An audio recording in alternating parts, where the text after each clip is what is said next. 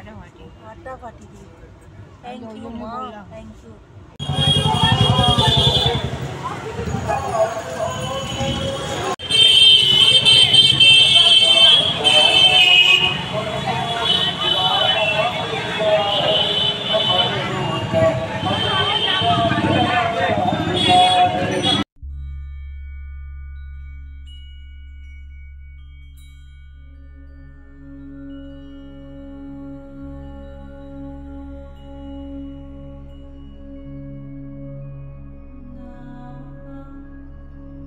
বারাণসী বাঙালির এক অন্যতম জায়গা।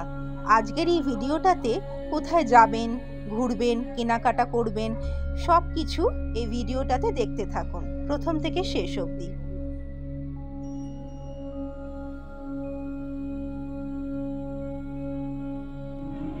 আমরা চলে গেছিলাম দশাশ্বমেধ ঘাটে গঙ্গা আরতি দেখতে। খুব ভালো লাগলো ওখানে গঙ্গা আরতিটা দেখে।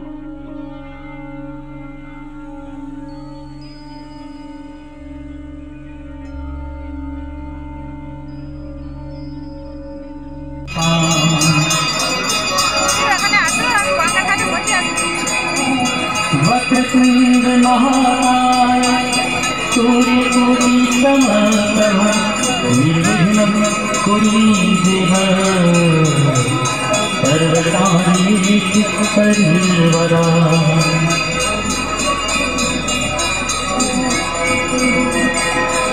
जयन्ती मंगलाकाय भद्रकाली कपाली। এরপর আমরা মন্দির চলে গেছিলাম, বিশ্বনাথের মন্দির পুজো দিতে। একটা কথা বলে রাখছি, বিশ্বনাথ মন্দির দর্শন করতে গেলে আপনার 4 নম্বর গেট থেকে যেতে পারেন। 4 নম্বর গেট থেকে এই জন্য বললাম, কারণ আপনারা তাড়াতাড়ি পৌঁছতে পারবেন, আপনাদের পুজোটাও তাড়াতাড়ি হয়ে যাবে।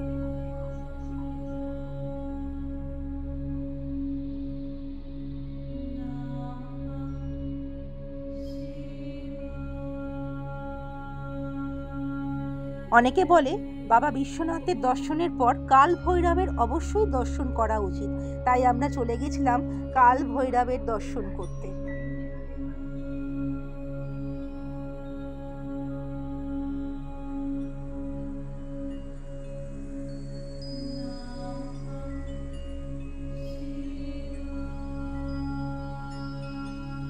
পুজো দেওয়ার পর খুব খিদে পেয়ে গেছিল, তাই গরম গরম কচুরি দেখে আর লোভ সামলাতে না পেরে ঢুকে গেলাম কচুরি খেতে।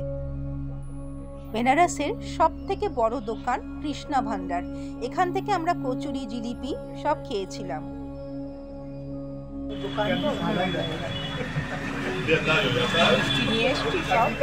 মিষ্টিগুলো সব দোকানের নাম দেখি।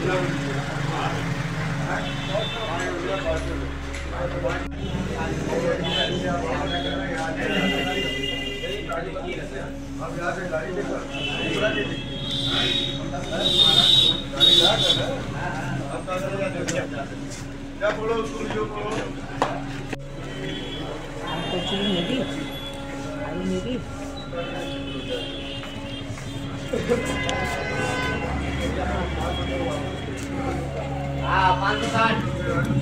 জিলিপিগুলোর টেস্টগুলো মুখে দিয়ে আহা হা, এত ভালো টেস্টি জিলিপি, সত্যি কথা বারাণসী ছাড়া ইম্পসিবল। অবশ্যই কিন্তু যাবেন কৃষ্ণা ভান্ডার, নামটা কিন্তু মনে রাখবেন, এখানকার জিলিপি কচুরি বিখ্যাত।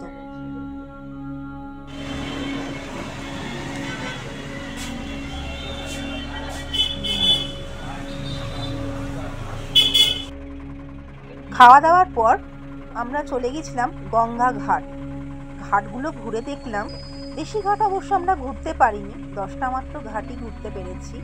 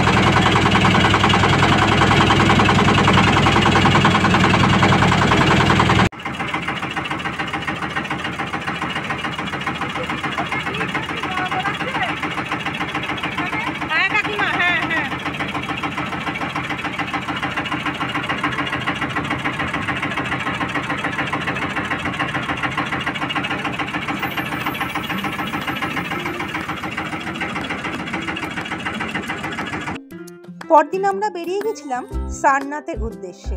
রওনা দিলাম সারনাথ টেম্পল।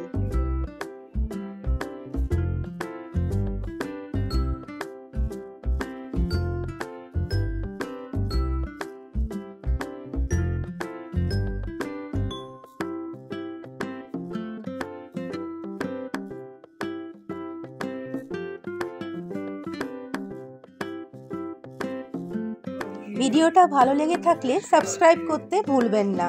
সেকেন্ড পার্ট নিয়ে খুব শিগগিরই আমি আবার আসবো। Thank you.